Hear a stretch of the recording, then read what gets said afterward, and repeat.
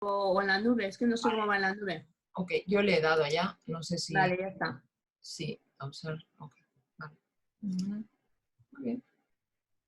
A ver, espera, ¿cómo? Genial. ¿Les dejo entrar a los demás? Hay 3 esperando. Ok, perfecto. ¿Sí? Bien, sí, sí, sí. Me silencio, Carmen. ¿Eh? Me silencio. Sí, ok.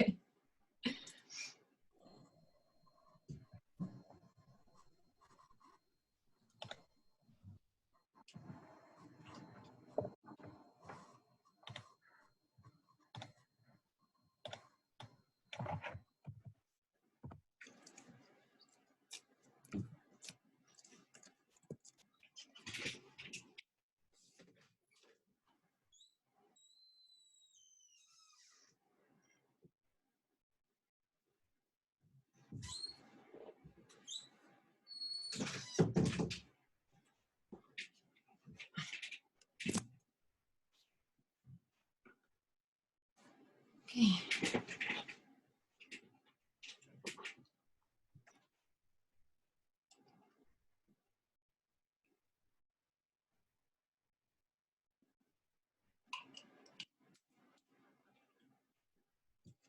Hello, welcome everyone.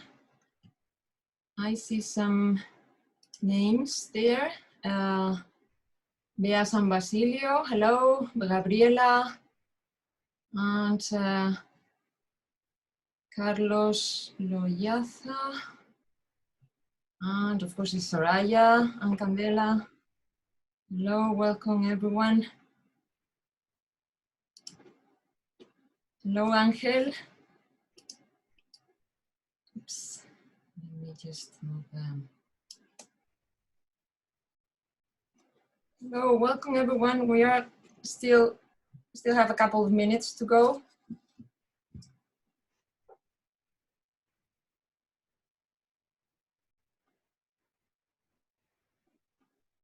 All right. Okay.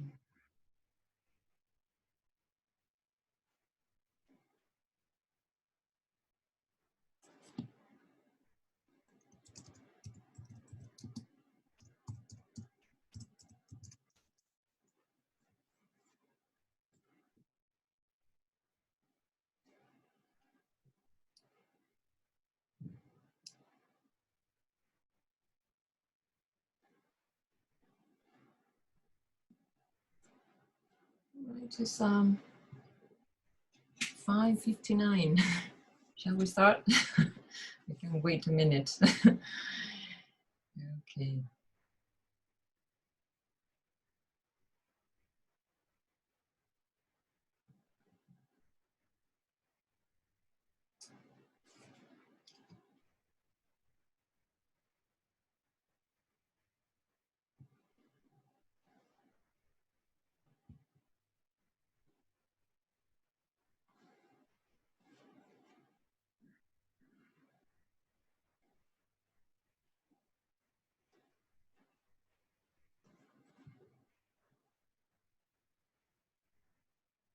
Okay. Wait a minute to start.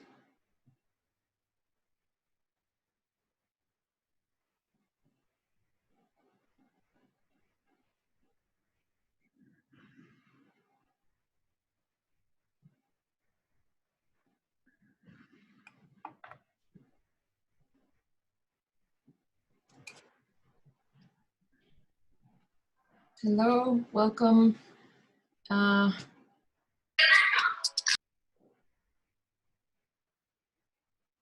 Welcome, Irina and Carmen. Hello. It's good to have you here. Hello, Lisa Marie. Welcome to the webinar. Right, I think we can start, right? Okay, so it's time to go.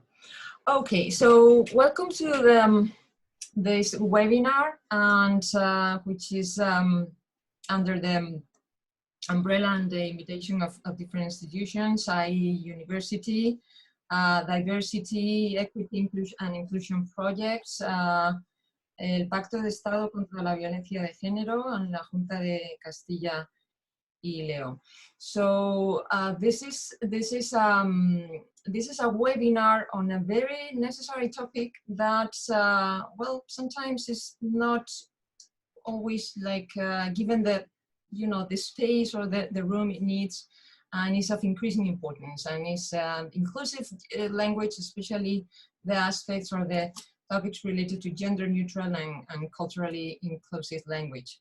The duration of this webinar is 1 hour and a half, 90 minutes, and I will appreciate your questions and comments in the chat as well. So, or if any of you would like to participate, please just let me know, or just connect your microphone when you feel like sharing or participating. Okay, I think we can move on. There are many purposes, and or actually 3 purposes in this webinars today. First of all, is raising awareness of the topic. I think is, I mean, according to my experience, many people make, well, like, or not mistakes, but are not aware of these situations, and well, just drive to certain perception of bias and discrimination. So the first step is awareness. Awareness is key here. So clarity in the terms and concepts involve everything related to gender neutral and gender inclusive language. So this is part of the purpose today, to just see what are the best practices, and especially potential practical tools for solving or neutralizing the language. Using gender inclusive language means speaking and writing in a way that do not discriminate against sex and gender identity. So one of the main purposes also, especially in the part of the introduction, is going is related to what is a bias and what is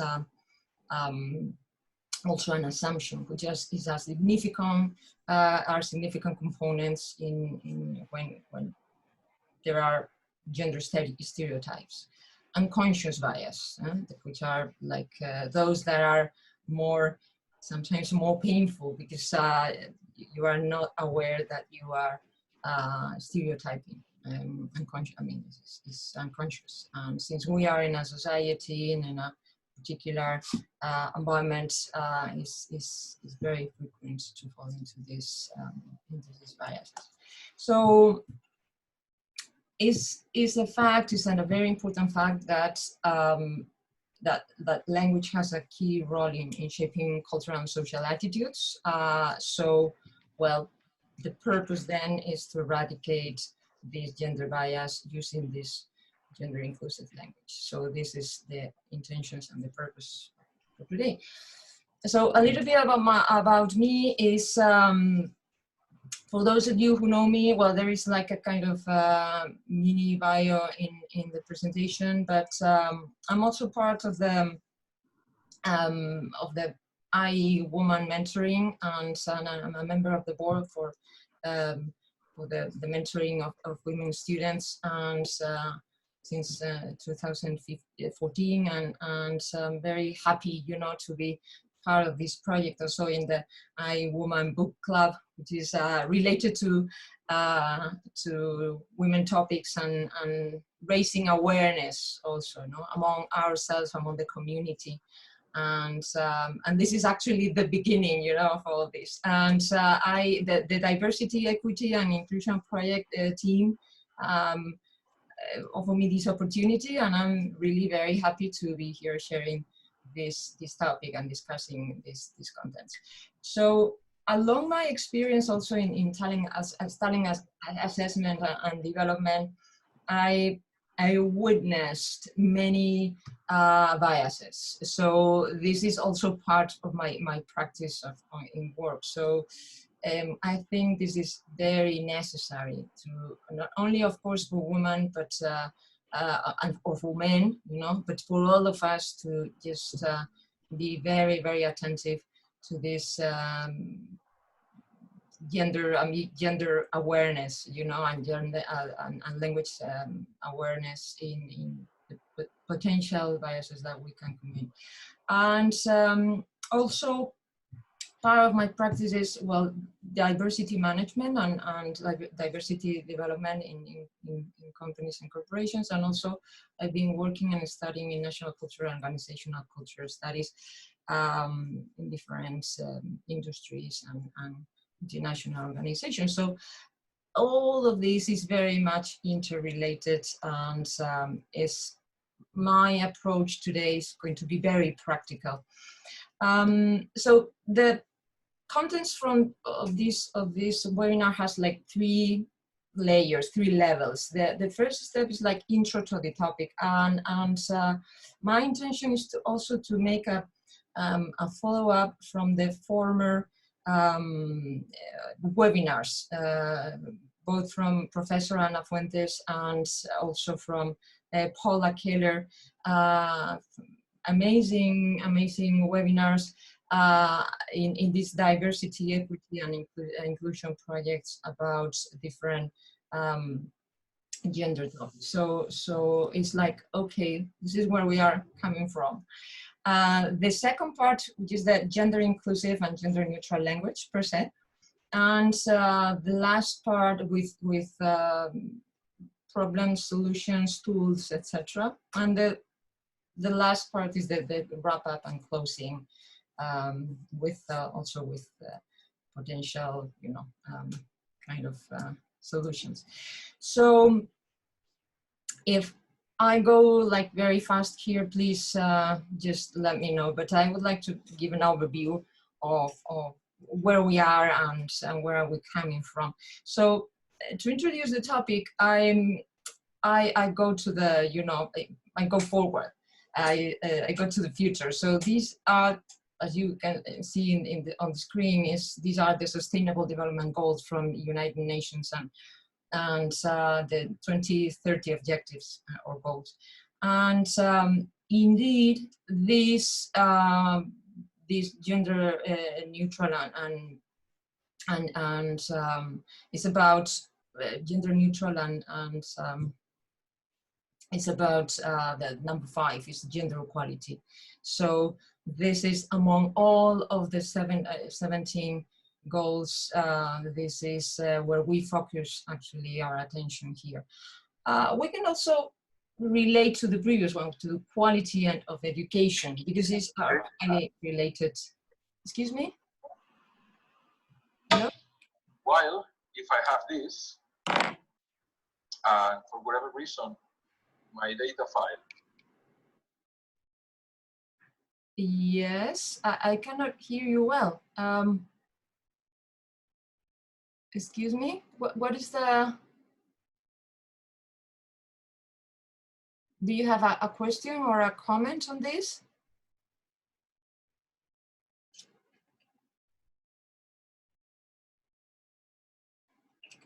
All right.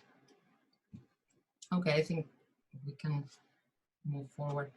So inclusive language, as I was saying, is totally related to the gender equality number 5 goal for of the Sustainable Development Goals of the United Nations.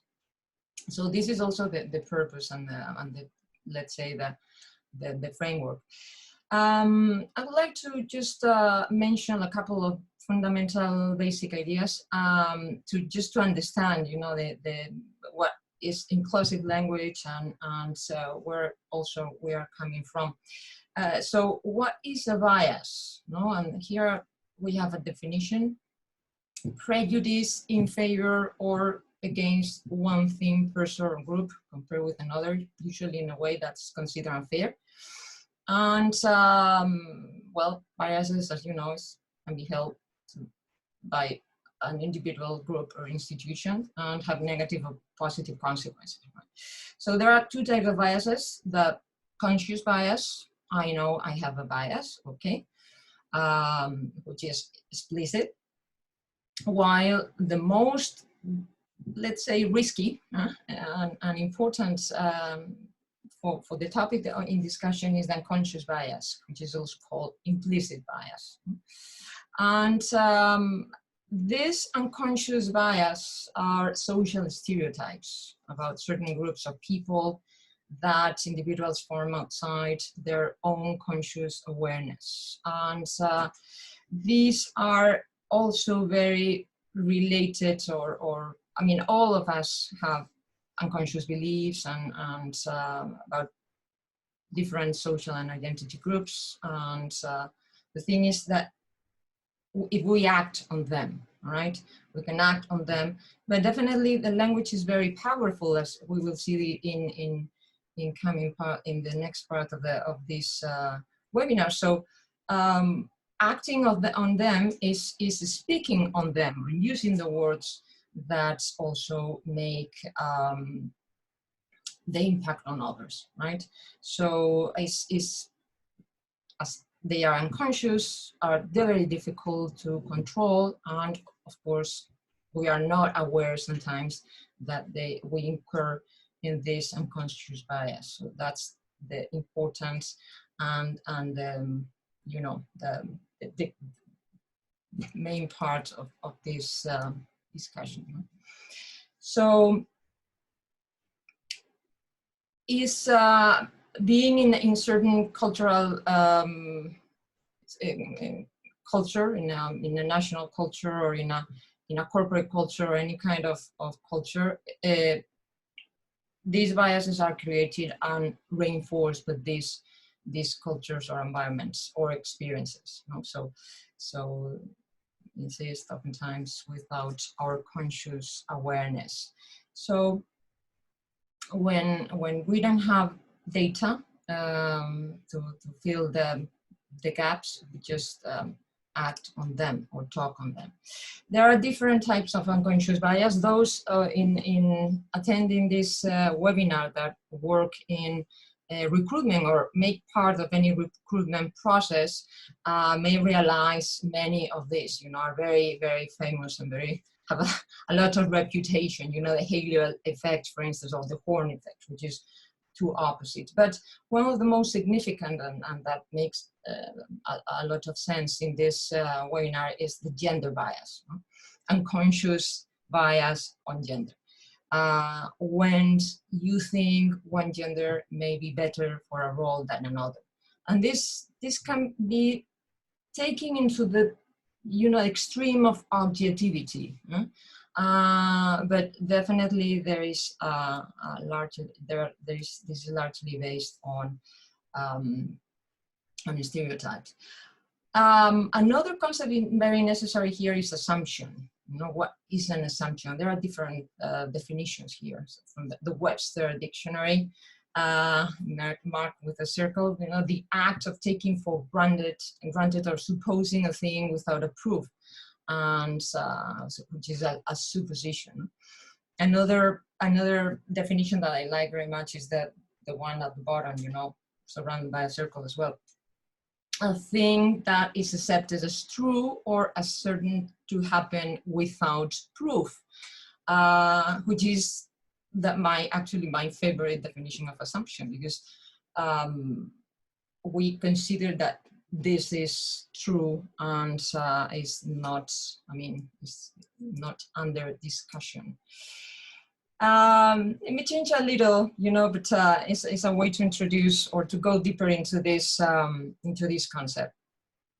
This is a study, and this is a study that has been mentioned many times, but Professor Patricia Gabaldon, which nowadays is the Vice Dean of Pedagogical Studies in the IE, and she told me this, and when she told me this, if you write manager in Google, this is what you have. I mean, all these images are what you have. You can make a try. I mean, it's like amazing. I didn't believe it, and but this is true, no? So if you see all these pictures, all these images, when you write manager in Google, in the Google search. Well, actually, as you can see, there's only 2 women. I mean, like playing the role of a manager, which is this lady with the glasses at the top of the image with a blue shirt, and another one at the bottom, no, like with a whiteboard at the back. So these only 2 cases, you know, the rest there are women, but they are women as part of the team, which is really interesting to think. You know, talking about assumptions and also talking about unconscious bias. This is what you have here now in this screen is in this slide is a study made by Harvard Business School in 2018, a couple of years ago. And so they divide, no, there was managers use more positive words to describe men in performance reviews and more negative ones to describe women. Those of you that work in or work with HR or with performance management, or have like study, you know, performance management results for feedback purposes or development purposes, know that this is real and it's really amazing. No, so in the left side you have the words used to describe men. In blue, positive. In the column in blue are the positive name and the positive words, and a negative in yellow. While in the right side of the screen you have the words used to describe woman, very few positive, and a long list of negative names, right? What is in considering this, and I would like your participation now in the chat if you want, or in the microphone, what really just bring your attention in these 2 tables? What is your takeaway from these 2 tables?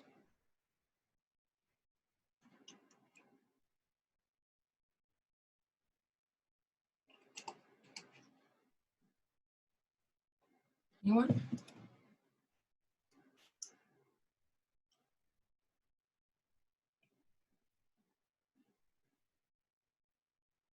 No?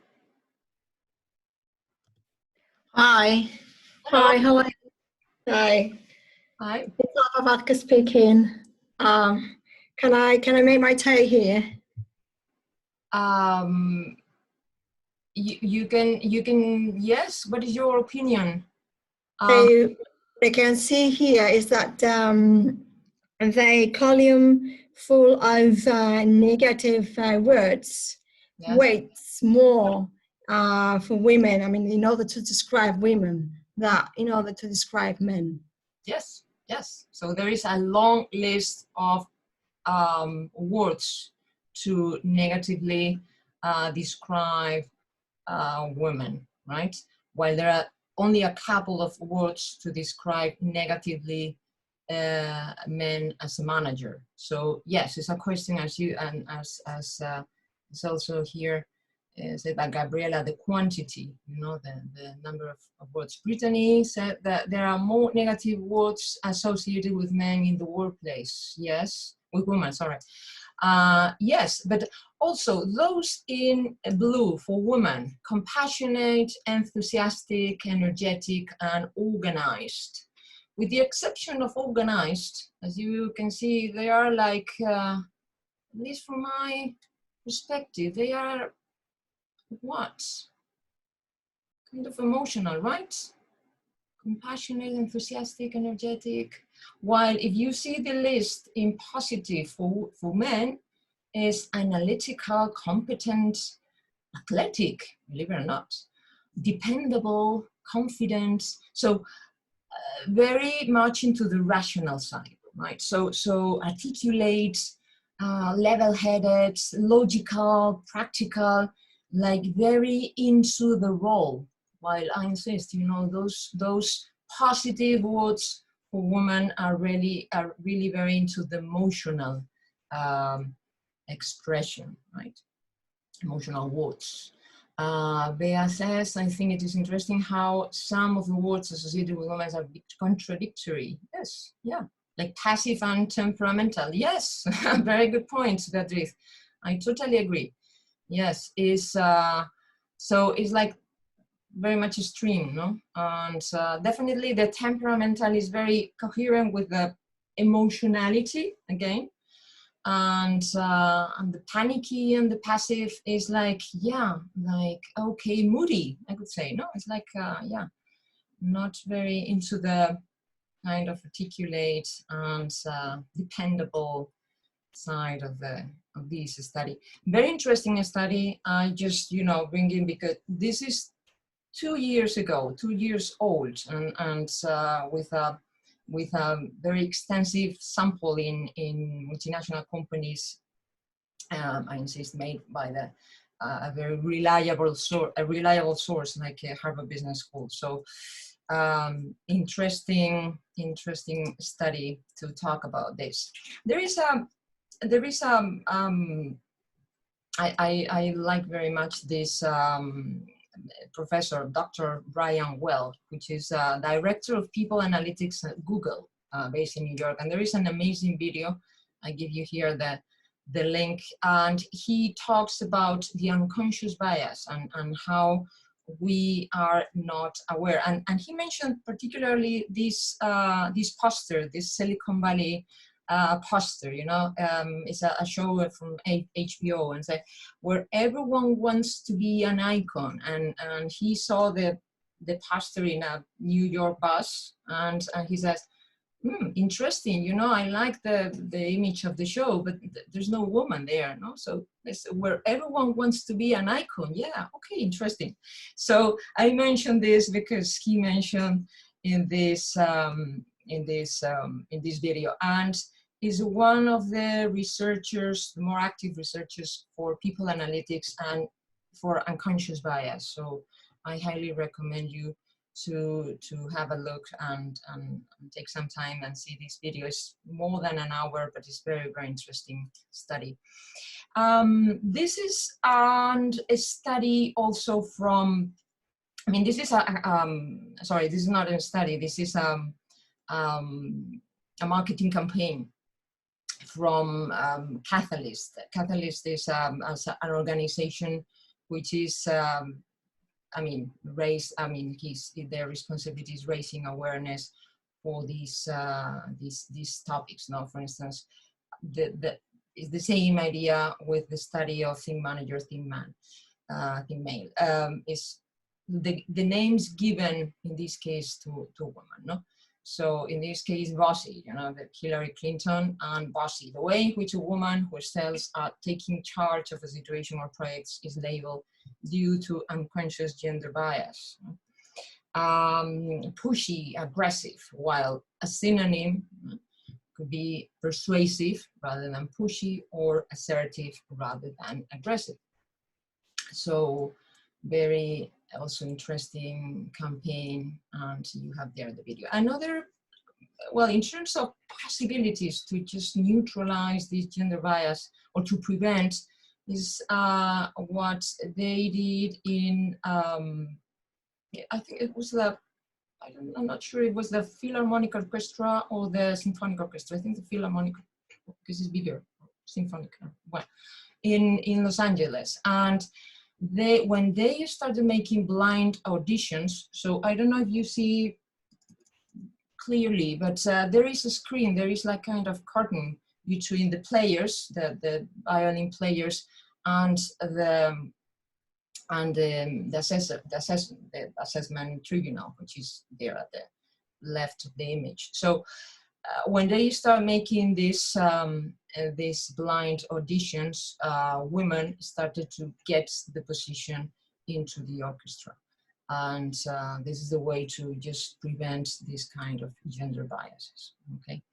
I highly recommend you to pass the test of Project Implicit, Harvard University. They are in the second link of these two.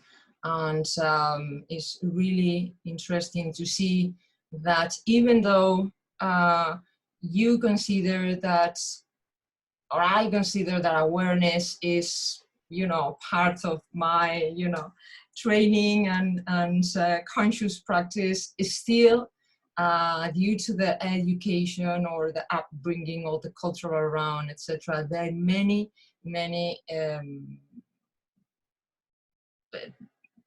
aspects that we still have unconscious bias. So it's a kind of continuous work, or continuous improvement work. Anyway, so that was the introduction. And now this is the part of the gender inclusive, gender neutral language. Okay, so I would like to start with this sentence, because definitely words are a very powerful thing, as we see in this study from Think Male, Think Managers, Think Male, and the words and the evaluations given, the words given to a woman in women's evaluations. So language is very powerful, and this is a sentence from Desmond Tutu, the bishop of Desmond Tutu. Language is very powerful. Language does not just describe the reality. Language creates the reality it describes. So when, in terms of diversity management, in terms of dealing with or working for avoiding gender bias and looking for a gender inclusive language, we need to be very aware of the language we use, and that words are really very powerful. So gender inclusive and gender neutral are a type of language that avoids or minimizes assumptions. That we already studied what assumption was about social gender or biological sex of people refer in a speech or writing. So this is the proper definition. So actually in this webinar we're focusing on the English language, but every single language has their own, of course, rules and grammar. No? So this is not a grammar class. This is not the intention. I'm not a linguistic, and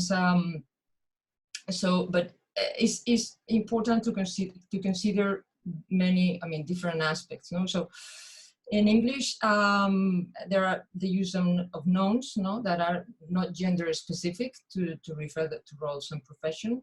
And English has, as you know, few gender markers, only the pronouns and possessives, the he, she, her, and his, and some nouns and forms of address, as we will see later. No? So for most English nouns do have a grammatical gender forms, the teacher and president, which are neutral, whereas other few nouns are specifically masculine or feminine.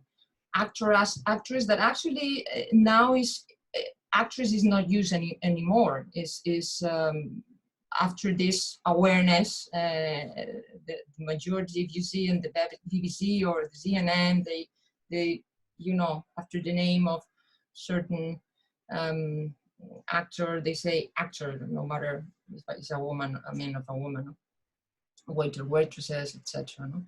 And other professions that have the man, as an end of the word. So policeman or policewoman, spoken person for spokesman, chair or chairperson for chairman, right? So there are some awareness of this. So let's start with the best practices. So I have like two kind of, let's say, two best practices. One is the use of non-discriminatory language, that were to not incur into active discrimination with our words. And the second part is do not make gender visible when it is not relevant for communication. So trying to keep it neutral. Okay, so these are like my two proposals. My source is well, among others, is the Gender Inclusive Language for United Nations, but also from other institutions. I have some bibliography at the end. But This is, within this, I also make a choice of my, let's say,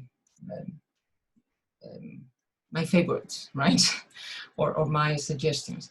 So these are very classics. In the use of non-discriminatory discriminatory language, we have the forms to address, which is very a classic in how to address a person, and avoid the gender bias expressions or expressions that reinforce gender stereotypes. So in the forms to address, we have the classic Miss or Mrs. No, so among them also, I mean, always when you have the opportunity to address a woman, is better. The first one is Miss in the MS, because it takes out the marital status. Okay, so now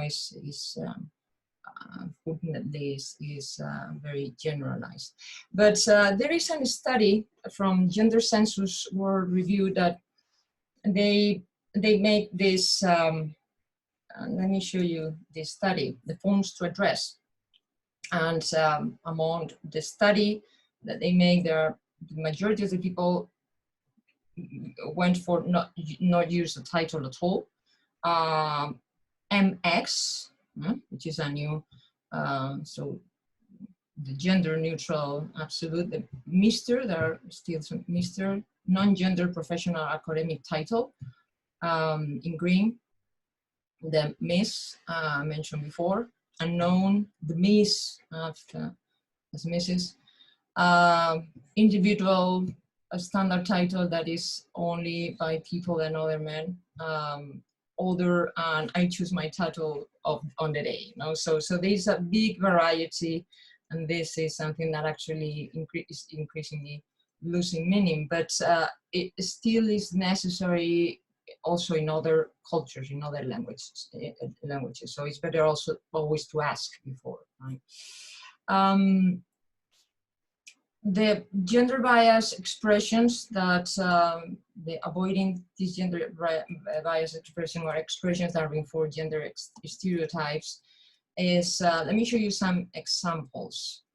Or I would like to, if you, before I just post some of mine, do you have any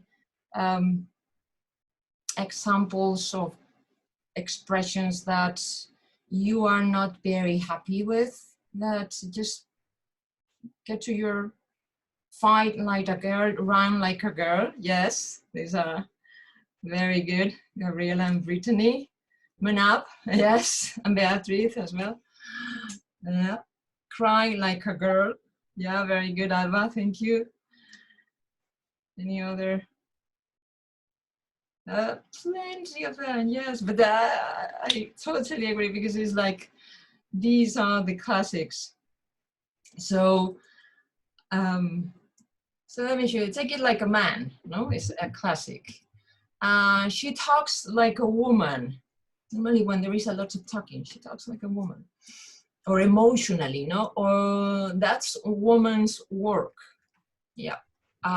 Men just don't understand, which is also, you know, stereotyping also from men as well. Delegates are cordially invited to attend with their wives, which is like, okay, men cannot do two things at the same time, which is a classic as well. What you mentioned before, she throws or runs or fights like a girl. Yes, this is a classic. Thank you to the ladies for making the room more beautiful. Okay, to the ladies or to the moms, is very common. And so these kind of stereotypes, right? So then we have this kind of sentence like, men are better at maths though, right? Well, the answer is no, actually. You know, in some countries, as they say, in some countries, women score better at maths than men, suggesting that it is a presentation rather than the contents of the test which influences performance. And another one, but we all know that on average, women are nicer and more caring than men, which is another big fat stereotype, of course. No? And of course, it can prevent women from asserting themselves because it's considered, or otherwise is considered, not feminine, no? Whatever it might be. So classic expressions, language is not innocent, language is very powerful. So let's see, you know, that considering the importance in shaping cultural and social attitudes, let's see what can we do to eradicate this gender bias. So here you have 2 columns, and it's the same expressions, and the left side we have the less inclusive classic language and words and expressions, while in the right side we have the more inclusive. So from guys or ladies and gentlemen, to folks or everybody, mankind, humankind, man, men or woman, women, people, congressman, the classic, versus member of the Congress, definitely more inclusive, chairman or chairwoman, chairperson, councilman, councilwoman, councilperson, the freshman versus the first year students, the mother, father versus the parents, son, daughter, child, boy, girl, kiddo, sister, brother, sibling, niece, nephew, nibbling, girlfriend, boyfriend or wife, husband, partner, significant other, or spouse, which is now definitely the language that is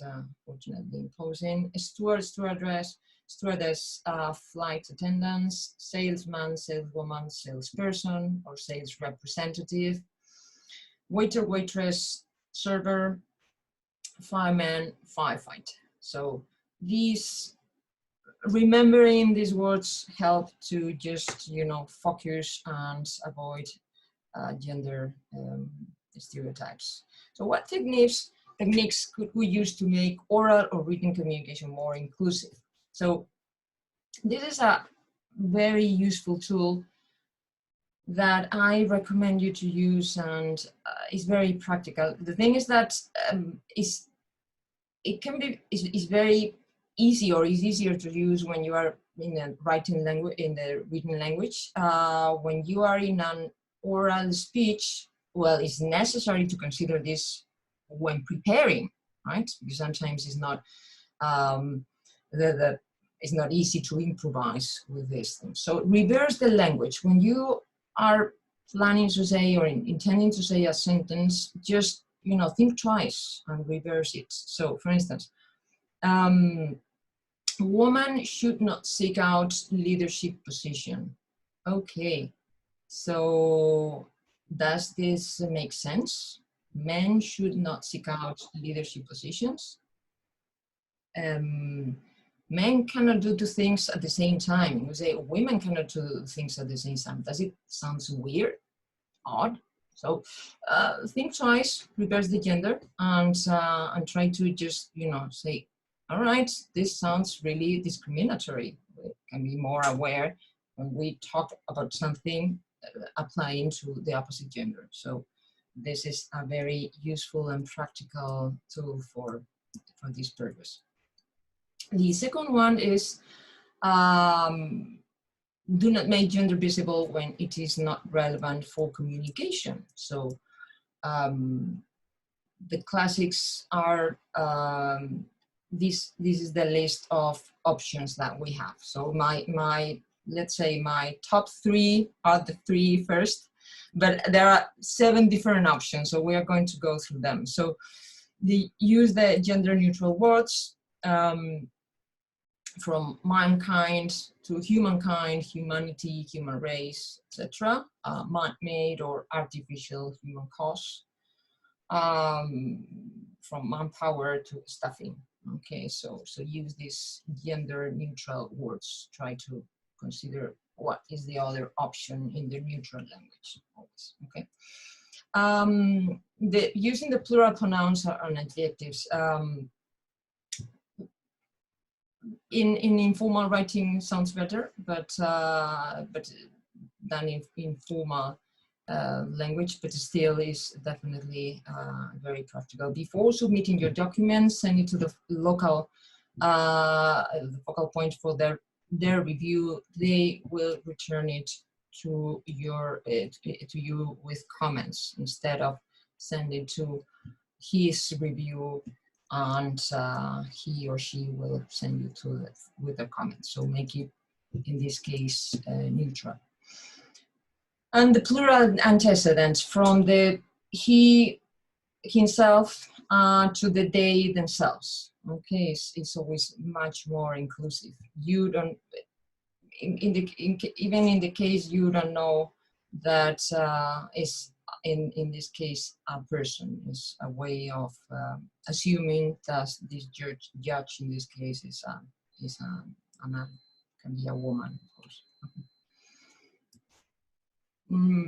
Use the pronoun one.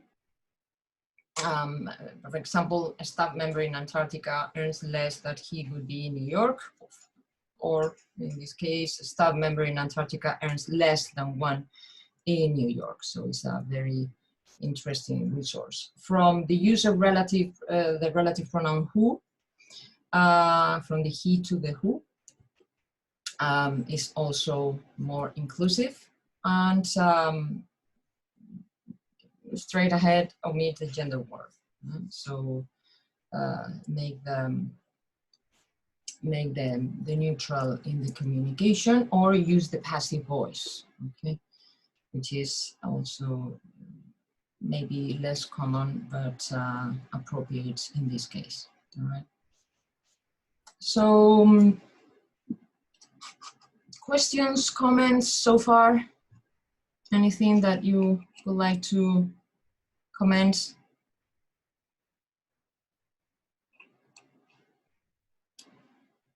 Problems or situations that you have faced?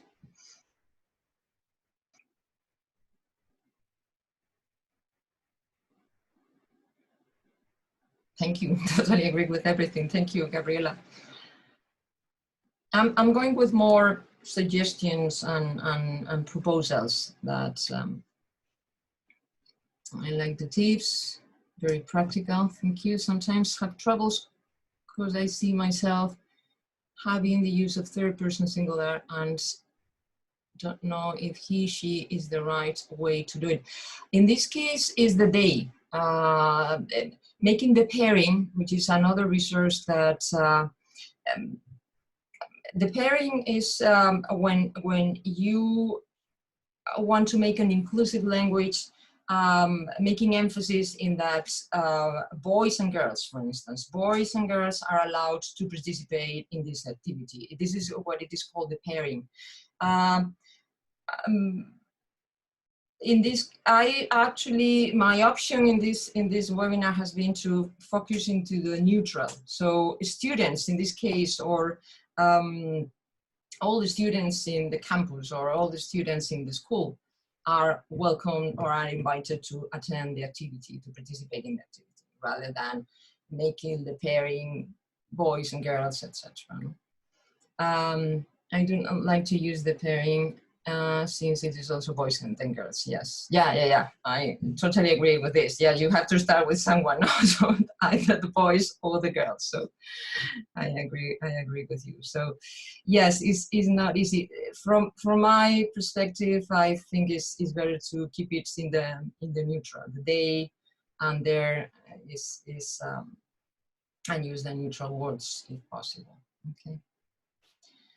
So let me go with this wrap up and closing, because I would like to introduce a tool that is, the techniques that could use to make oral or written communication more inclusive. So when you are preparing either a class or an address or communication of any kind, either written or oral, take into account all the let's say the constituencies in the framework. So what is the type of communication? Is it a a text, is an oral, is for students, is for the managers, is for professors, is for visitors, is for stakeholders. So consider who is what type of communication, and the context, of course, context in which you are, the audience,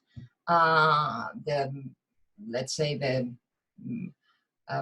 topic in that you are planning to communicate, the purpose, and also ensure that this text is readable, and ensure that the communication is clear, is fluid, and is concise, and seek to combine different strategies. So I would like you to have this document, and I think it is a wonderful checklist for content creators of any kind. We are all content creators, and so I think here you have like a kind of summary of the purpose. First of all is the goal, balance and inclusive portrayal of women and men in terms of quantity and quality. So this is our purpose here.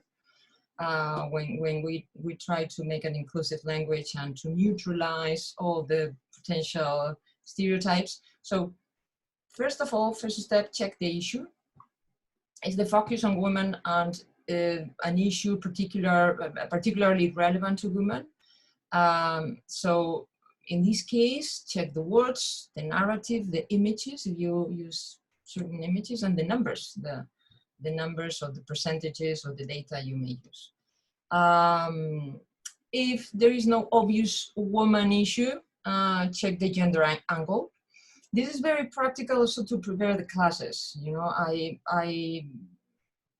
or to, for instance, when I prepare the cases, the cases for the classes, I mean, a business case is a business case of discussion, and it has many different angles.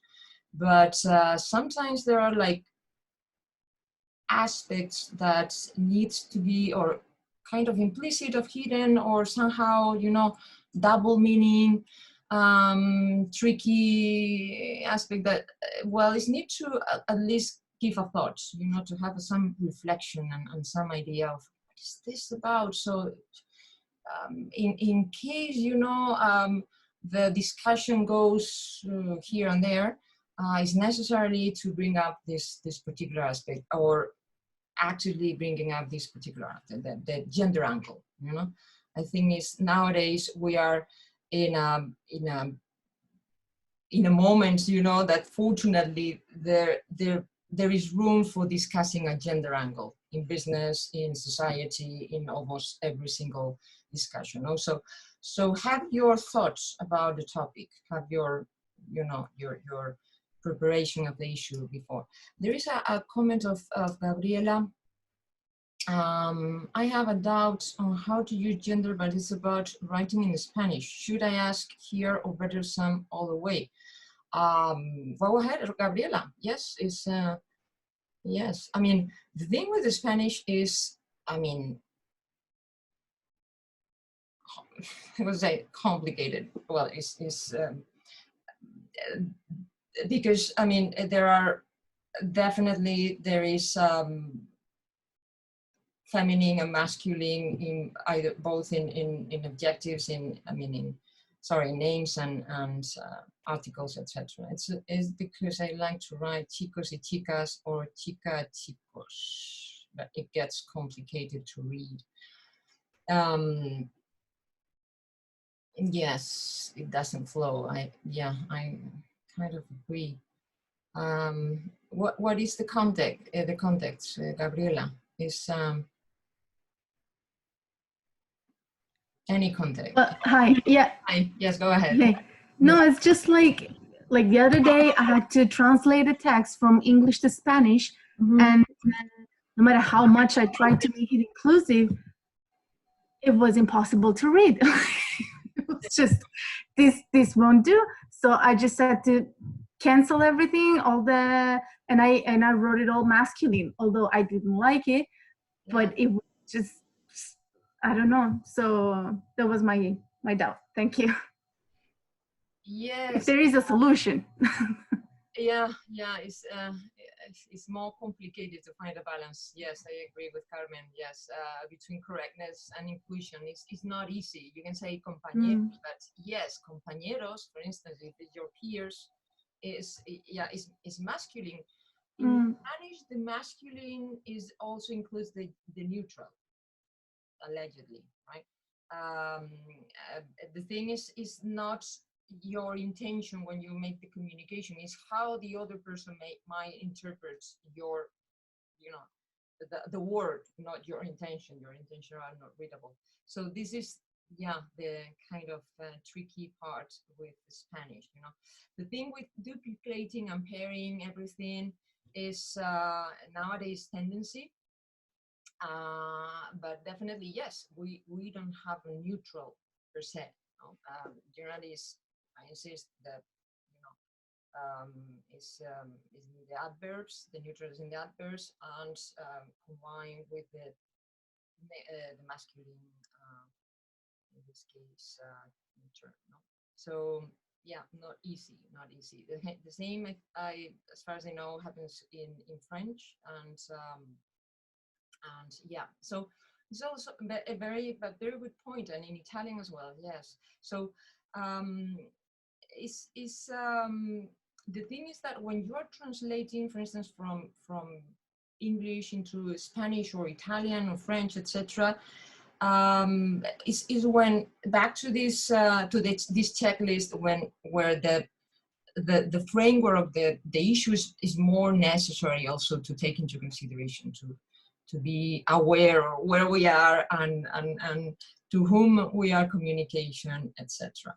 So following with this checklist, we have the checking your words. So as we have seen, avoid gender stereotyping for men and women. For instance, women as mother or victims, men as providers, survivors, etc. So it's like these classics,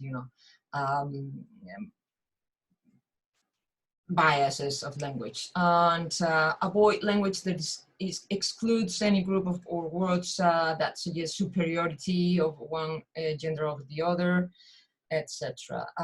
The Flippy test that we also, the Flippy test that we that I mentioned before.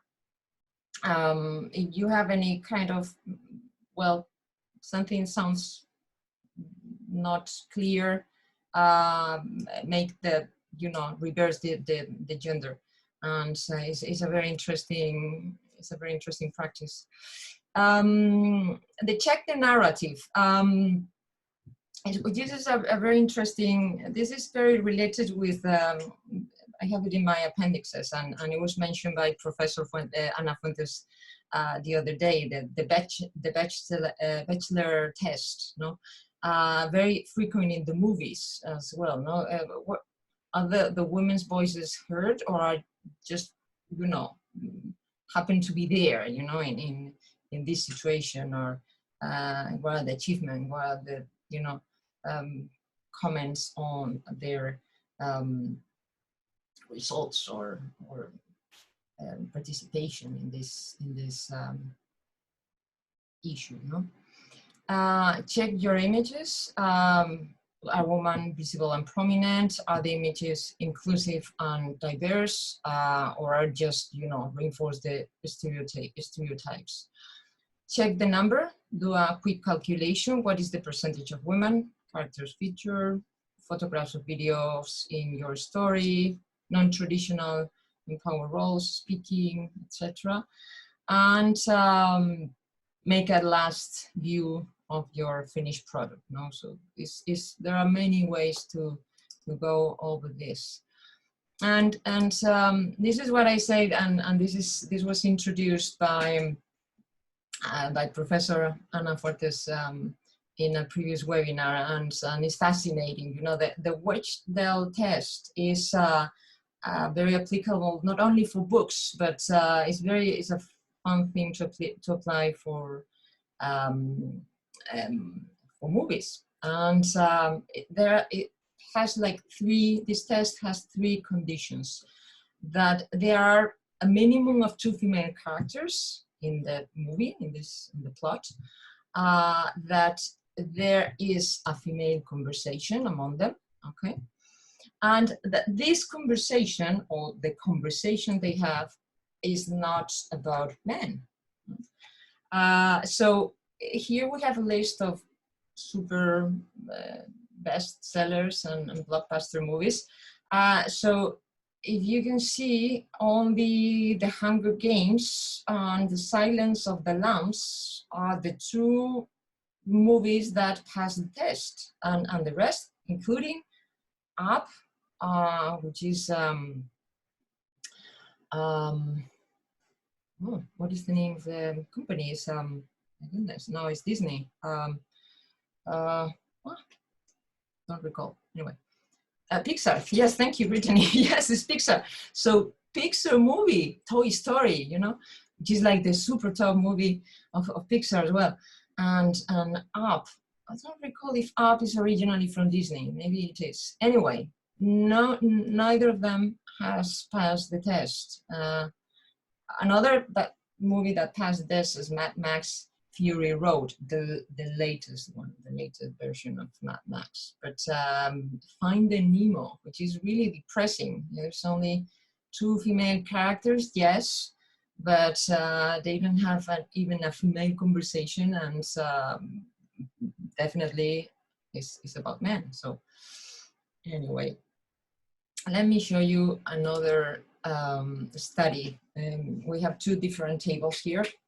So in the right, in the left side of the screen, we have like men speak most in Best Picture winning films. So their role is longer and more significant in terms of number of words. So it's amazing to see the long list of movies. And Schindler's List, for instance, as according to this, there is no women character. I mean, with like words, right? So amazing. And well, see, I don't know, for instance, Braveheart or American Beauty, or like very highly rewarded movies, and it's really interesting to see this. And in this table in the right side, you have the percentage of films that pass the Bechdel test is rising, which is the good news. So the 50%, it was actually conquered in the 80s, as you can see, you know, 54% of the movies pass the test, but not in the 70s, 80s, sorry, 60s, 50s, and backwards, which is really, really interesting. You know? And nowadays, in the 2010s, we are in the 64, which is interesting also to see. Okay, so questions, any question, any comments, anything that you would like to bring about this this webinar?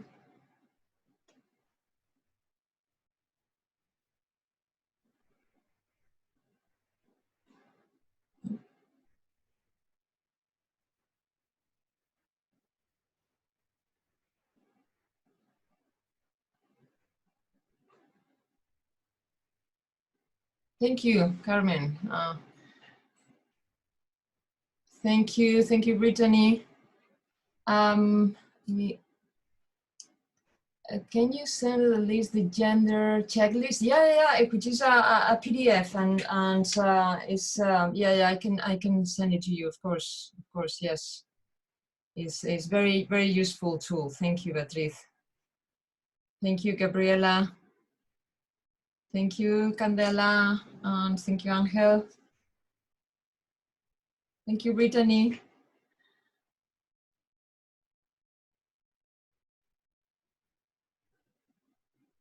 Yes, for vocabulary.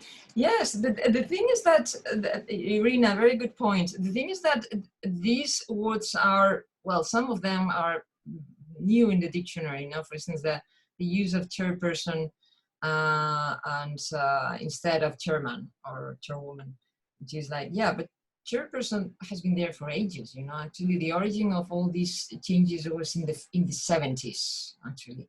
But still, there is a lot of resistance. You know, and not only the unconscious bias, but the resistance to change and to just use them and to be like heard with that this is important. This is not a way of speaking, but it's a way of behaving, right? And so the thing is that we are not using the dictionary. This is not a linguistic problem. It's a use of language and the sensitivity, you know, to and the awareness to be conscious that doing this, I respect the others. I can just give it some more space for other people to develop. Yeah. Yes, thank you, Angel. Thank you for attending. Thank you very much.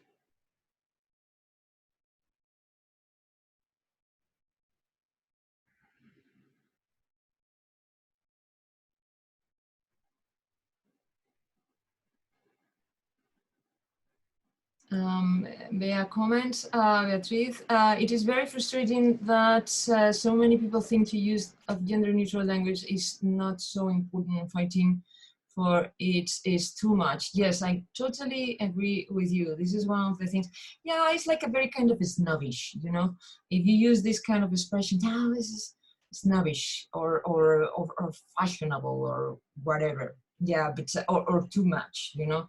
And I totally agree with you. Yeah, so I insist, as I commented before, these words has been in the dictionary for decades and so, or even for centuries.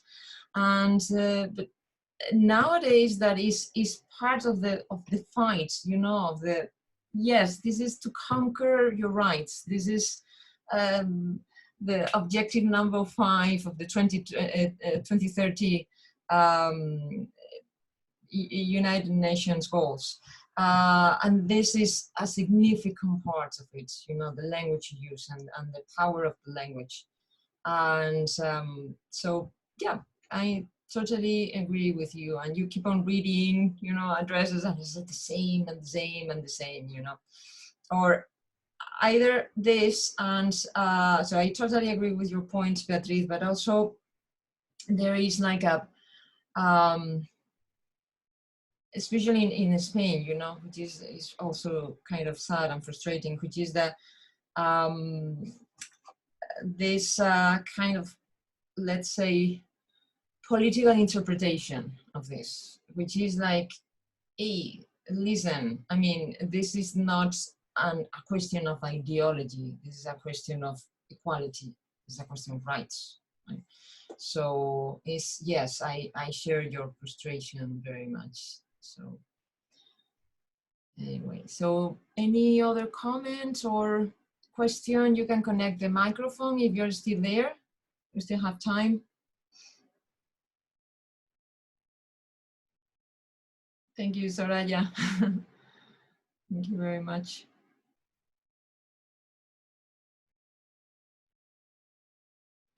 We actually still have 25 minutes. I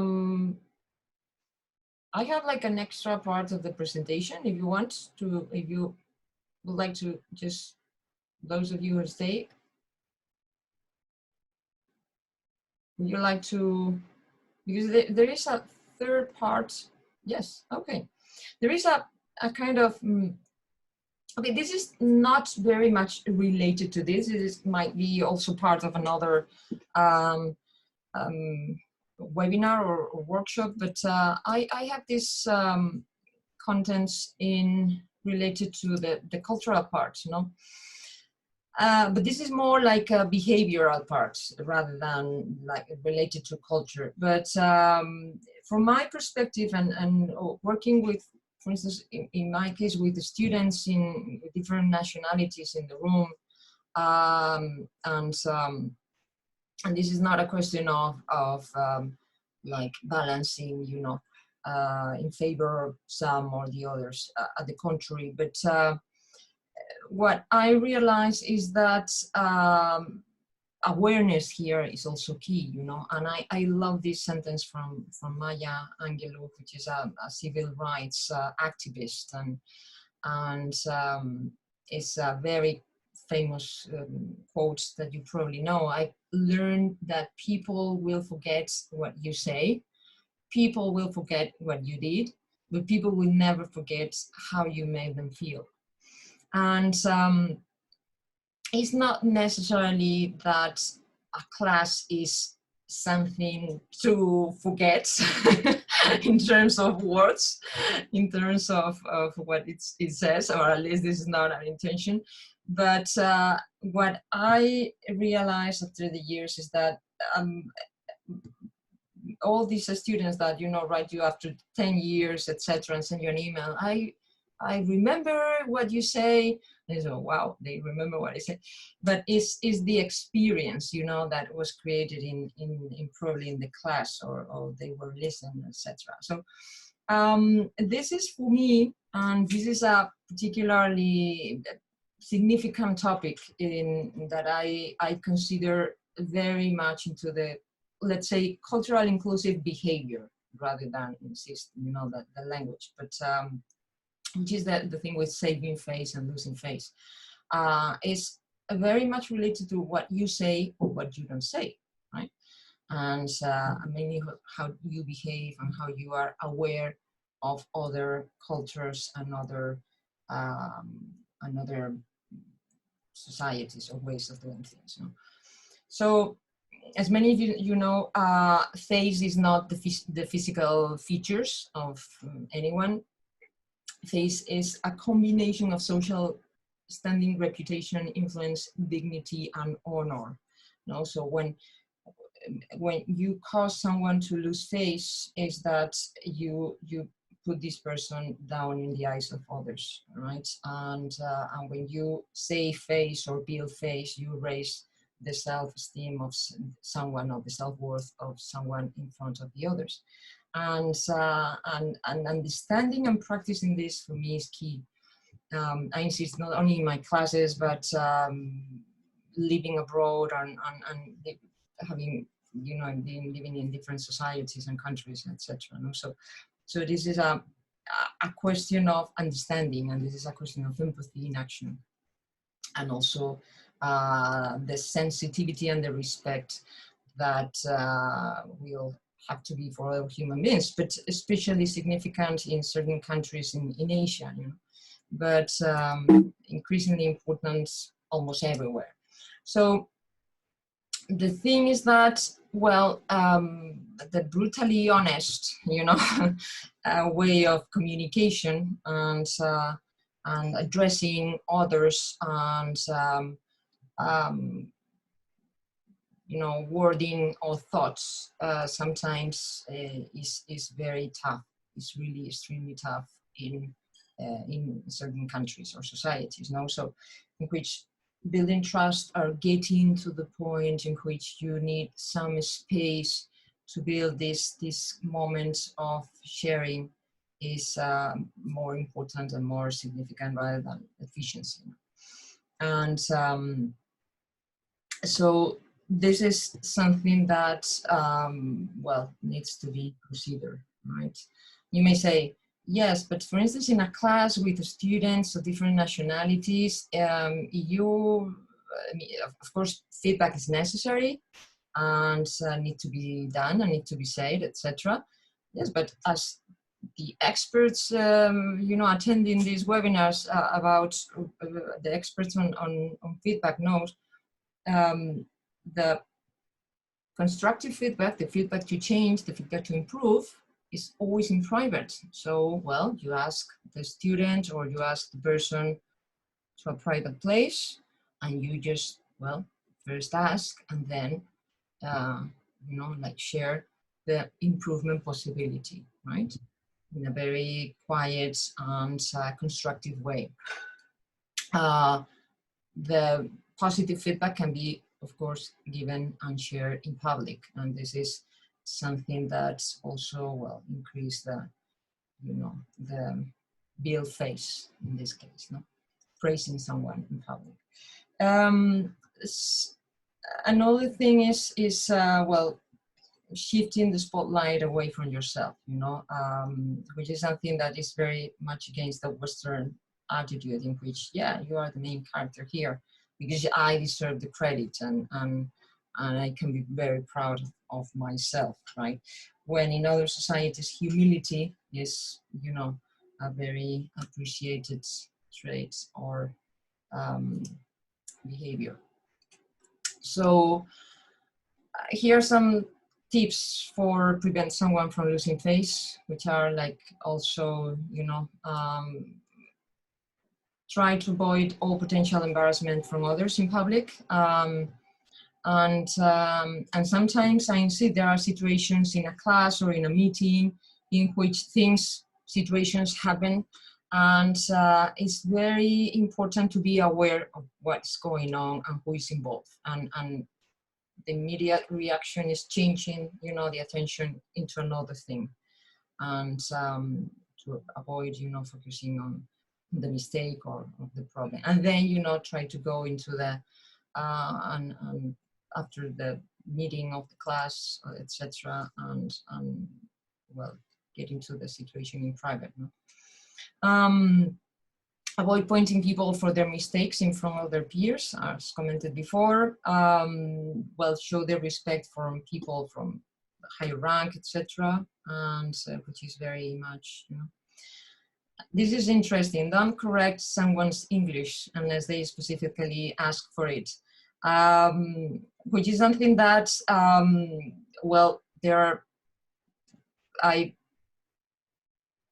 are students that, especially for certain European countries, that correct professors, no? For instance, which is a kind of a common thing to do. I mean, here in Western countries, you know, so which is something that, yeah, we are kind of okay with this, no? The thing is that I cannot imagine, you know, like doing the same, you know, with, I'm not saying that is a, well, figure of authority, whatever, but in other societies, no? Which is interesting also to consider and think about it. And also be cautious of contact with physical contact, etc., with other gender, no? Which is, yeah, certain societies has like a very, well, awareness regarding this. The thing is that now with the, oops, sorry. The thing is that now with the mask, etc., the hugging and the kissing, etc., is not, you know, part of it anymore. So it's interesting to know that we are now in a kind of more, let's say, quiet and preventive situation than before. Sorry, I need to pass all the slides because somehow I went to the beginning. Okay, so actually we were here on, yeah, okay. And for building face in Asia or with people coming from these countries, these Asian countries, whatever in the world. Praise others, I mean, be quick to give credit to others and compliments, etc.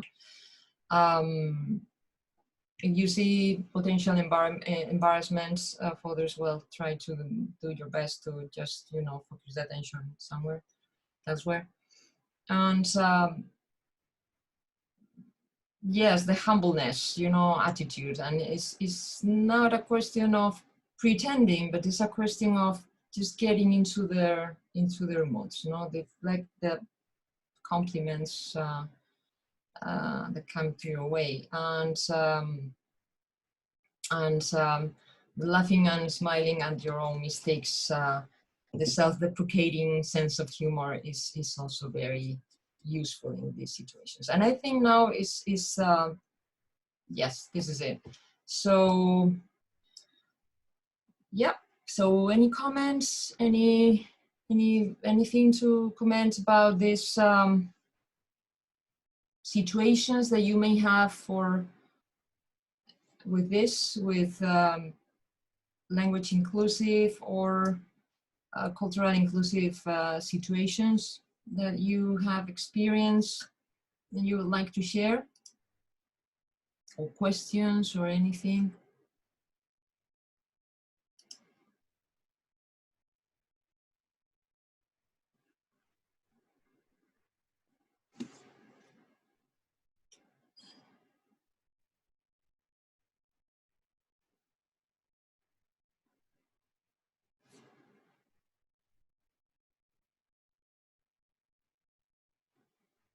We still have some time.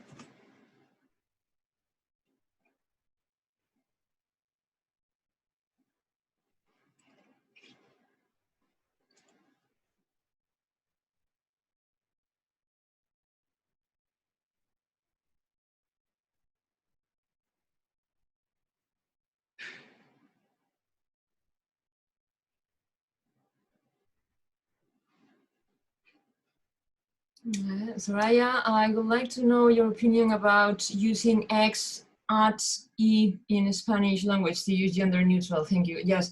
Yeah, very common, especially in well, not only here in Spain, but also in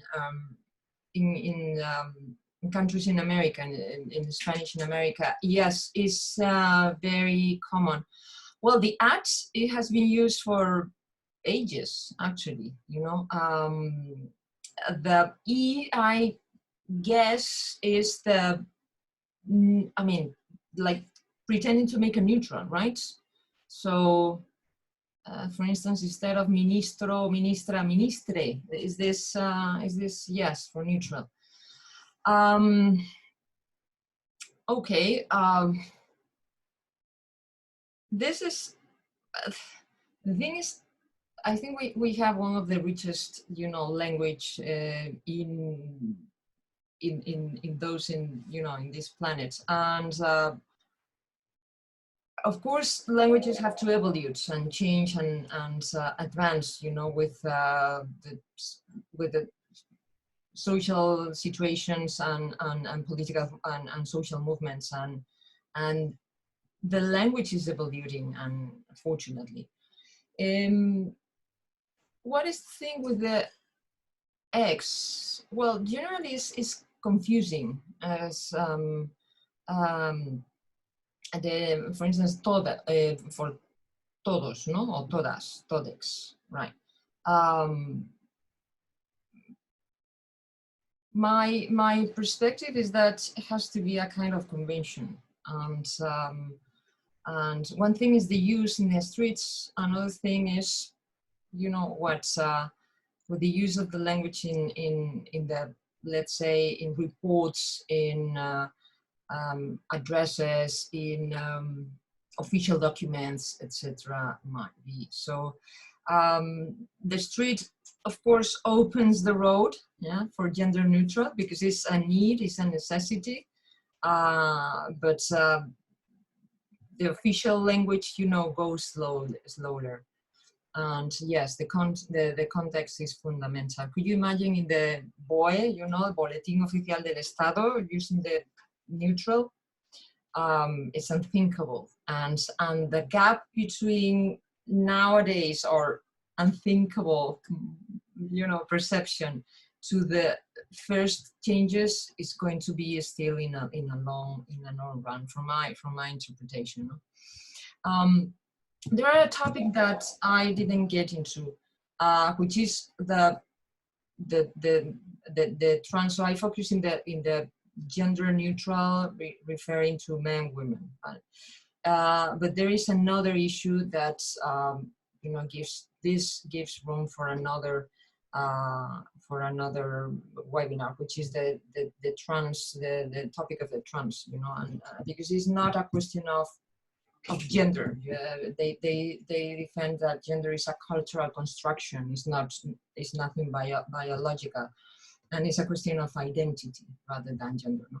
So this is another big topic into discussion. And I didn't want to just, I mean, voluntarily, I didn't introduce this distinctions here because it's like opening a really new chapter, right? That it requires time and, you know, reflection and using the proper definitions, etc. You know, so it needs to be taken like in a proper space and framework. So yes, there are like let me see, Beatriz, you can find here some ideas about inclusive language and Spanish lenguaje inclusivo en español. The Fundeu, yes. Okay, thank you, Beatriz, amazing. Yes, the RAE. Okay, the UN, okay. Observatorio Igualdad, fantastic, thank you, yeah, very useful. The gender fluid chapter would be very interesting to study. Yes, of course, yes. And all the chapter of the, yes, gender fluid and gender diversity, which I insist is another topic to consider. So thank you, Beatriz, thank you very much. And so questions, comments, or shall we? Any other question about these, about the use in Spanish, which is like, I insist this kind of,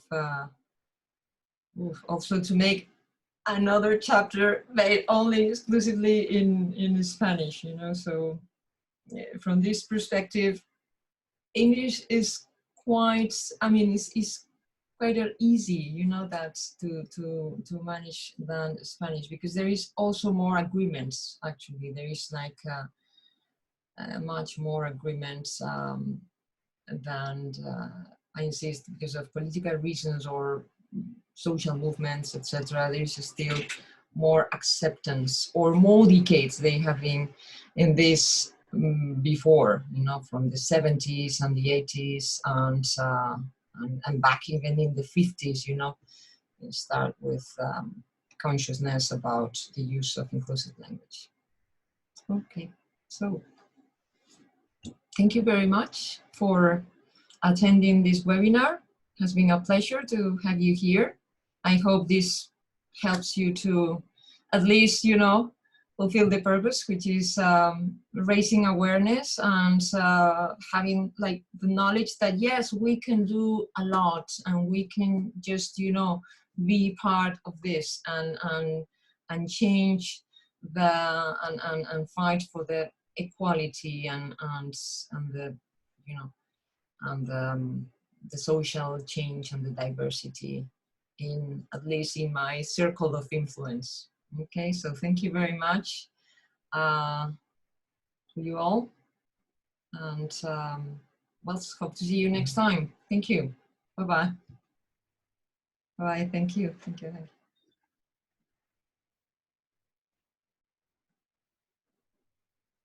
Thank you.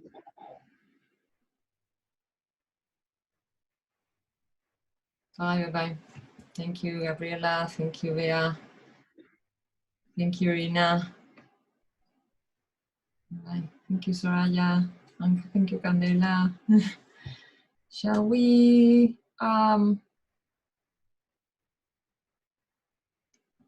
Okay, I've been